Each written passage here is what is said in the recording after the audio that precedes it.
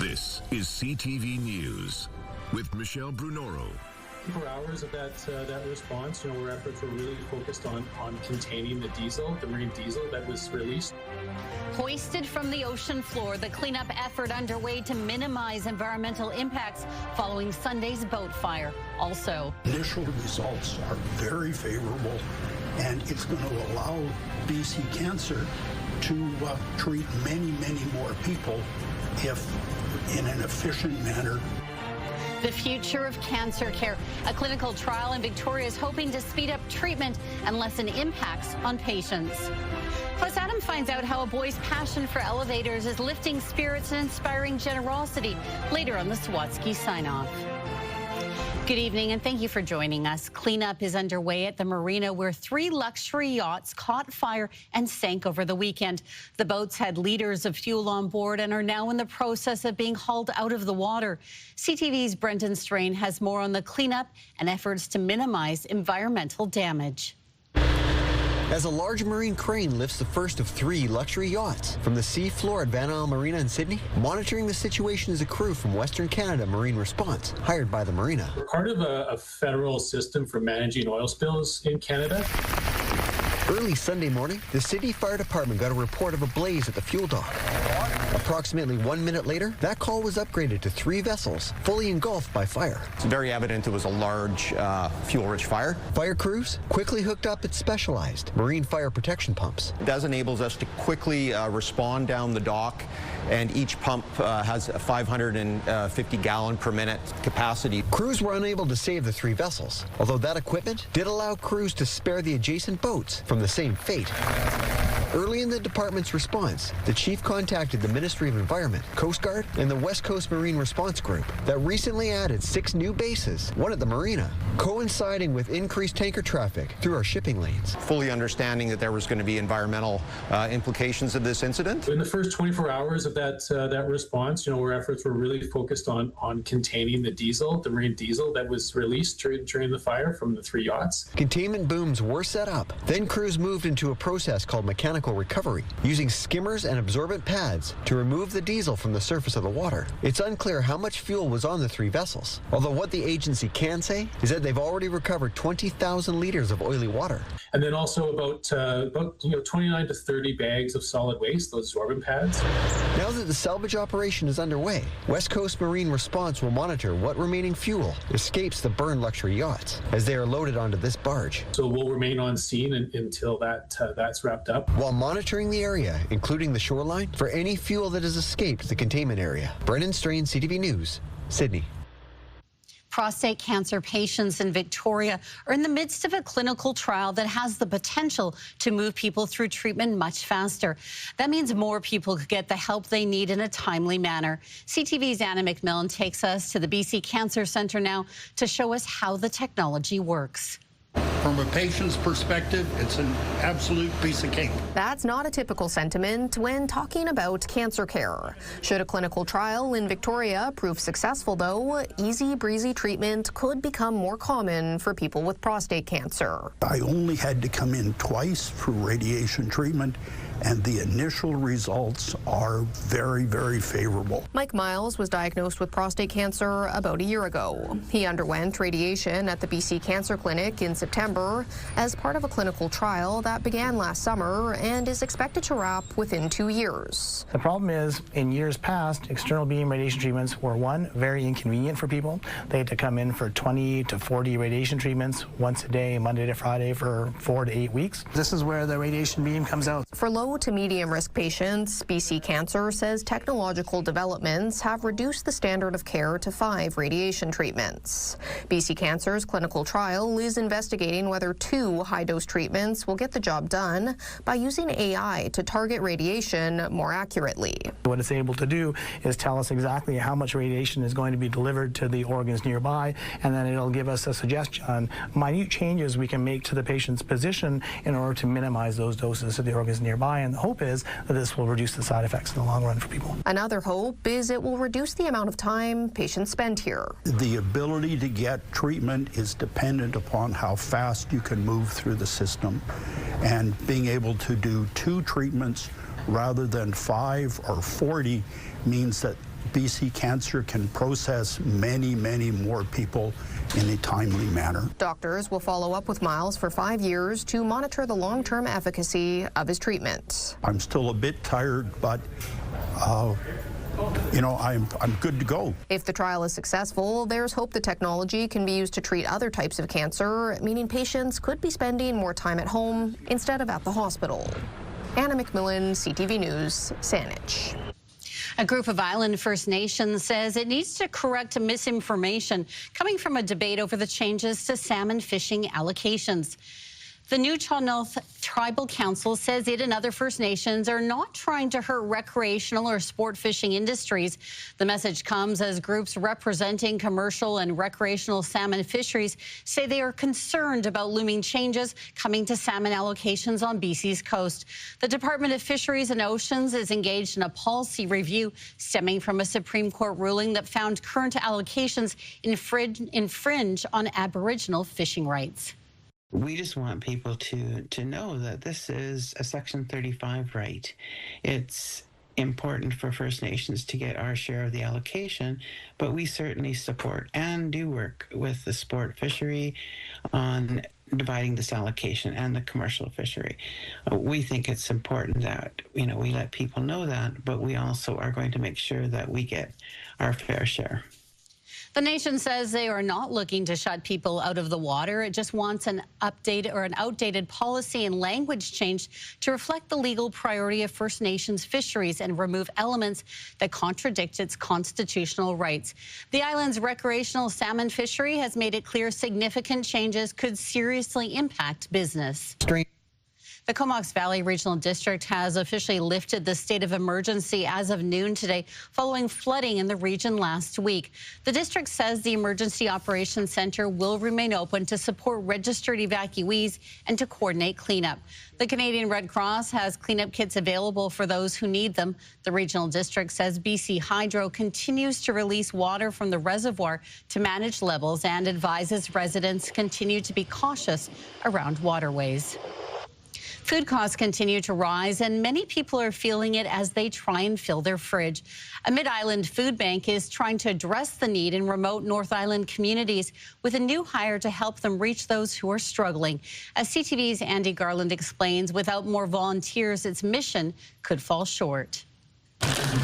Every day, volunteers help out at the Loaves and Fishes warehouse in Nanaimo. It's really needed. There's lots of need. It's a busy, busy operation. And we need volunteers to sort it and check it so that we can get it out to people who really need it. Loaves and Fishes says volunteers play a critical role. There simply won't be as much food available for people in need. If it's not sorted, it ends up going to the farm animals. And frankly, we'd rather see it go to the people. That's why they're putting out the call for more volunteers. For the North Island communities of Port Hardy, Port McNeill, Port Alice, Suntula, and Was. Our operations are happening 7 days a week, and so we need people right now. This isn't we need you 3 weeks from now, we need you yesterday. Newly appointed manager of remote communities for Loaves and Fishes, Tom Dean, says there's a need for food sorters and client check-ins, and adds there are some instances where food access programs are limited due to the shortage of volunteers. Port McNeill is a 2-day full market, so Wednesdays and Friday we have like full markets out there,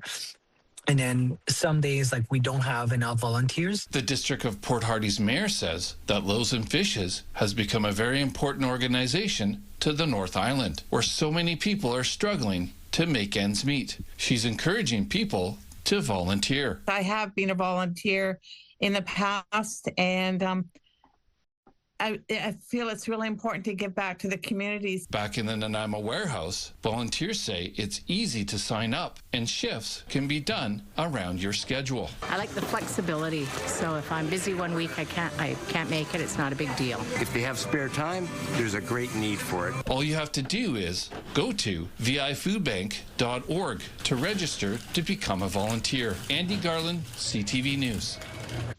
The City of Victoria is delaying the closure and repair work on the Bay Street Bridge by 1 week. The city says it decided on the delay to minimize congestion in the city, while BC Hydro finishes work at Douglas and Burnside. Starting next Monday, the city will be closing the eastbound travel lane on the Bay Street Bridge for up to 4 months. Crews will be doing maintenance work to replace the deck joints, and the work helps extend the life of the bridge. The westbound lane will remain open, and the city says the bridge is still safe to travel on. 9 in every 10 Canadians has at least one risk factor for heart disease or stroke. I thought, you know, I'm too young for this to be a heart situation. Still ahead, what's putting you at risk and what you can do about it. And you're looking at a live shot of Victoria's Inner Harbour, where it's 9 degrees. Josh will be back after the break with the full forecast. CTV Weather brought to you by Expedia Cruises. Make the most of your next vacation by booking with those who've been there. Visit expediacruises.ca. What makes West Shore Parks and Recreation a perfect place to play? It's our staff, working behind the scenes to keep the pool safe, kids engaged, and programs thriving. So apply today and join our team.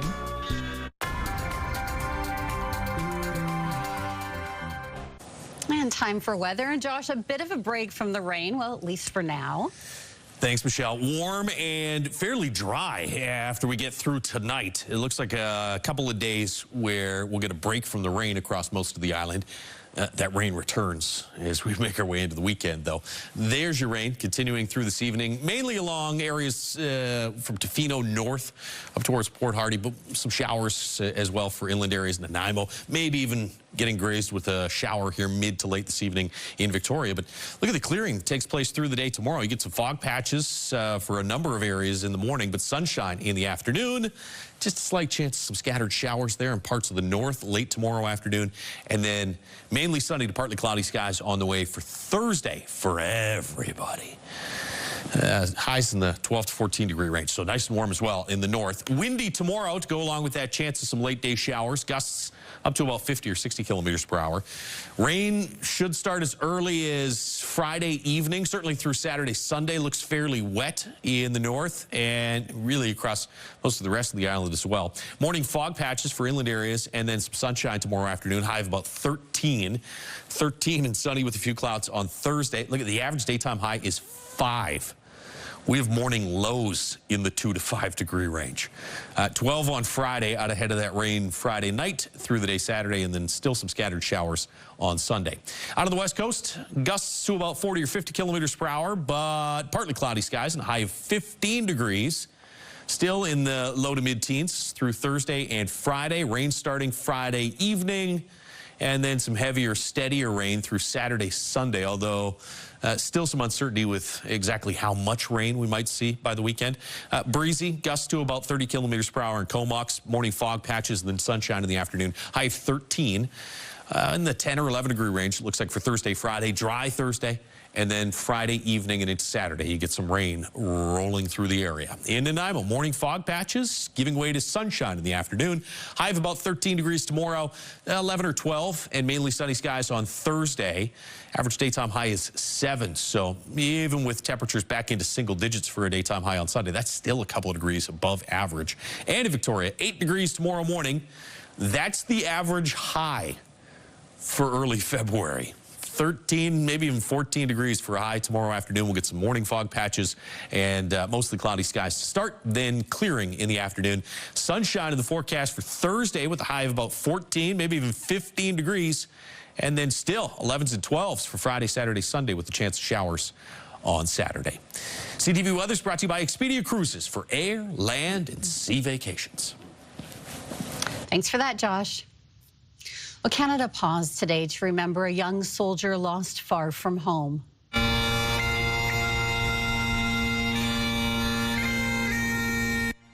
The body of 24-year-old gunner Sebastian Halmagine from Hamilton, Ontario, was repatriated at CFB Trenton.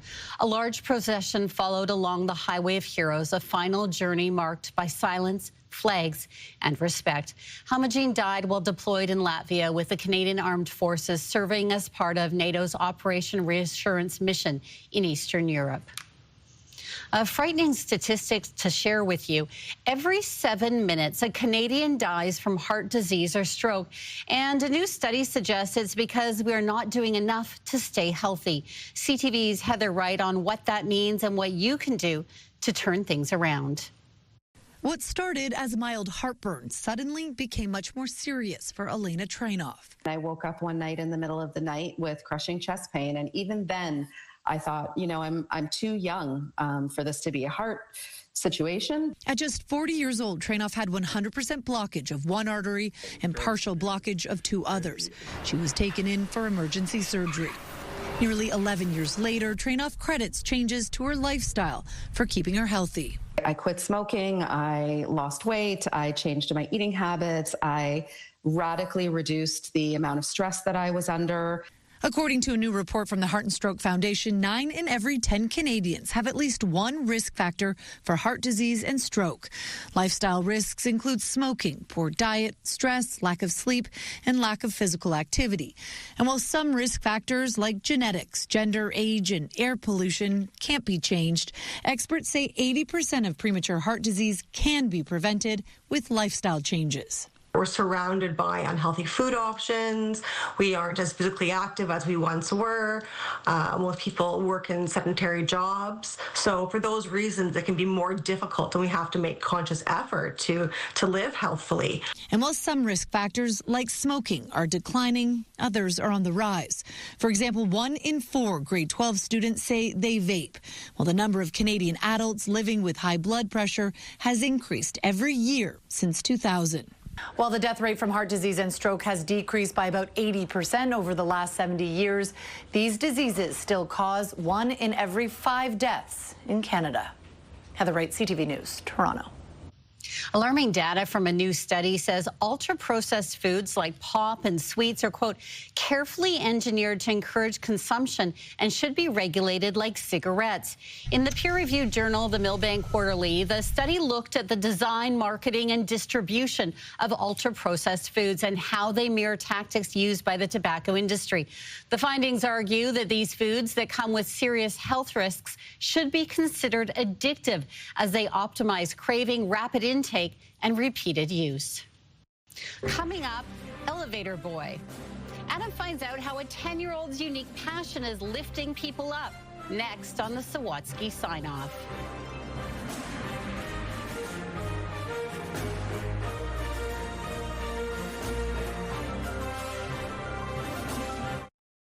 When you see it happen, send it to CTV News. Text 10400. From your screen to ours. Text 10400. 107.3 Virgin Radio is Victoria's #1 hit music station. Home of Bailey and Johnny in the morning. Download the free iHeartRadio app and listen to 107.3 Virgin Radio everywhere.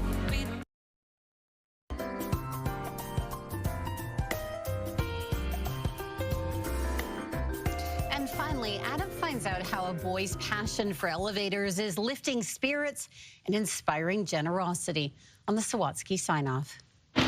Walking horizontally is one thing, but for Johnny Burke and his dad Corey, rising vertically is what today is all about. It's because I love elevators. It all began 3 years ago. He just became fascinated. Then 7-year-old Johnny, who's on the spectrum, started researching every detail about the elevators he'd encounter, from load capacity to model number. It's not just a passing thing, it's a passion that he has. So every weekend, Johnny and Corey would visit as many elevators as they could find. You get on the elevator and press the floor you want to go to. Johnny started filming each one. It's a Schindler. What kind of Schindler? An HTC-38. Before posting them on his Johnny Elevators YouTube page, which features more than 1,000 videos documenting which elevators were super smelly. It was like smelling like cat litter. And which ones were super speedy. Holy smokes! Holy smokes! I felt excitement. But after searching everywhere to buy presents for their now 10-year-old boy, Johnny's parents kind of felt hopeless. I'm not sure if you know how hard it is to get elevator parts. What they didn't know was that the owners of a couple local elevator companies had seen Johnny's videos and surprised him with a gift that lifted his spirits higher than the elevator to the top of the CN Tower. So he was blown away. Nothing else mattered. And now, if you have a playing card turned staff card, you can access Johnny's elevator-themed bedroom, which features elevator company souvenirs, all sorts of elevator signs, and a trio of actual elevator panels. I was really thankful for the adults for getting me the parts. Well, Corey is grateful for all those grown-ups, too. He also couldn't be more proud of how Johnny seems to inspire people of all ages. Because when you find your passion, you find fulfillment. And each day is magical. Adam Sawatsky, CTV News, Surrey. The Sawatsky Sign-Off, brought to you by Coastal Community Credit Union. Bank happy at Coastal Community Credit Union. Great story. All right, that's it for CTV News Vancouver Island. Thanks for joining us. Take care of yourself.